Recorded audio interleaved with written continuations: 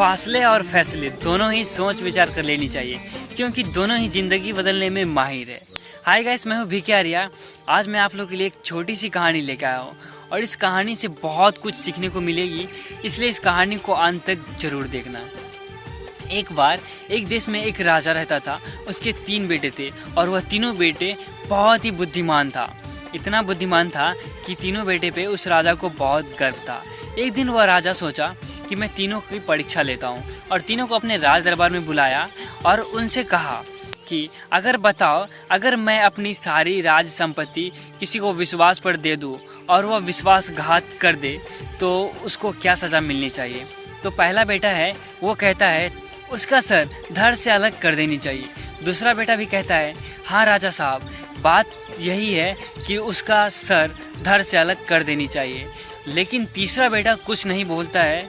राजा साहब उसको देखते हैं और फिर कहते हैं कि बेटा तुम क्यों नहीं बोल रहे हो, तुम्हारा क्या विचार है।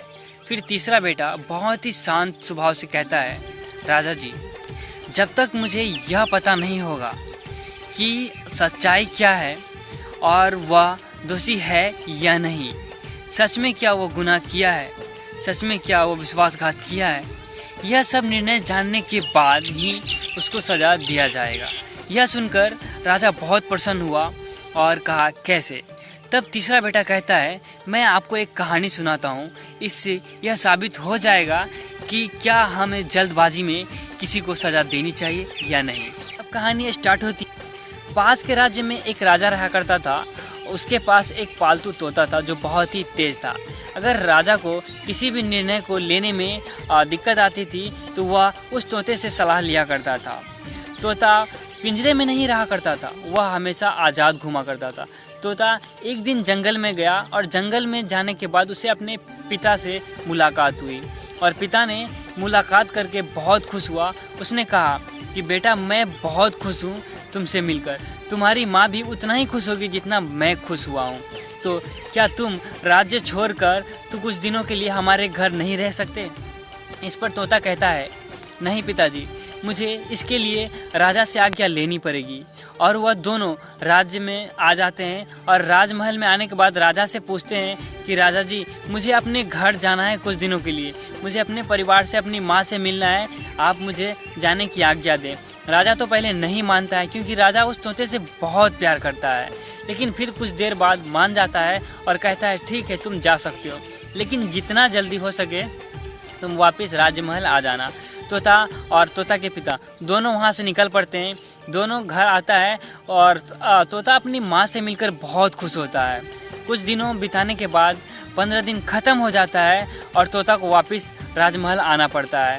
वह विदा लेता है और विदा लेने से पहले तोता के माँ बाप दोनों राजा के लिए एक भेंट में उसे एक अमृत फल देता है और वह अमृत फल लेके रास्ते में आ ही रहा होता है कि रात हो जाती है। और रात होने पर तोता सोचता है कि रात हो गई है, मुझे रात भर कहीं आराम करना चाहिए। और वह एक पेड़ के डाली पे बैठ जाता है और उस फल को एक पेड़ के खोखले में रख देता है और वह किसी पेड़ के डाली पे सो जाता है। सुबह होती है लेकिन उसे पता नहीं होता कि वह पेड़ का खोखला में एक जहरीला सांप रहता था और उस फल को डस लिया होता है, जिसके कारण उस फल में जहर फैल जाती है। वह फल लेकर तोता राजमहल पहुंच जाता है और राजमहल पहुंचने के बाद राजा से कहता है राजा जी माँ ने आपके लिए एक अमृत फल भेजा है। राजा बहुत खुश होता है और उस फल को खाने वाला ही होता है, लेकिन उससे पहले उसका मंत्री आ जाता है और कहता है रुकिए राजा साहब, इसे खाने से पहले किसी जानवर को खिला दीजिए ताकि इसे पता चले कि यह फल अमृत है या जहर। वह राजा साहब कहता है ठीक है और राजा साहब एक काले कौवे को उस फल को खिला देता है और काले कौवा इस फल को खाते ही वह मर जाता है। इससे राजा गुस्सा में आ जाता है और गुस्सा के कारण उस तोते का गर्दन पकड़ता है और उसे धड़ से अलग कर देता है। इसके बाद अपने मंत्रियों से कहकर उस जहरीले फल को एक साइड में उसे जमीन के अंदर गड़वा दिया जाता है और कुछ ही दिनों बाद उससे एक पौधा निकल आता है और कुछ दिन बाद उसमें फल आ जाते हैं। फल को कोई खा न ले इसलिए उसकी सुरक्षा व्यवस्था कड़ी कर देती है, जिसके कारण कोई उसे खा नहीं पाता, उसके पास भटक भी नहीं पाता है। लेकिन उसी गांव में एक बूढ़ा और एक बूढ़ी रहती थी जो बहुत ही गरीब था। उसके पास खाने पीने के लिए भी कुछ नहीं था। वो सोचता था कि अब तो कुछ नहीं हो सकता, अब तो मरने के अलावा और कुछ नहीं है। वह सोचा इससे अच्छा क्यों ना मैं उस फल के खाकर मर जाऊं। और वो रात होता है और रात में चोरी से उस फल को तोड़ कर ले आता है और बूढ़ी और बूढ़ा दोनों खा लेता है और सो जाता है। दूसरे दिन जब वो जगता है तो अपने आप को जिंदा पाता है। यह देखकर बहुत खुश होता है और सबसे बड़ी हैरानी की बात तो यह है कि वह दोनों जवान हो जाता है।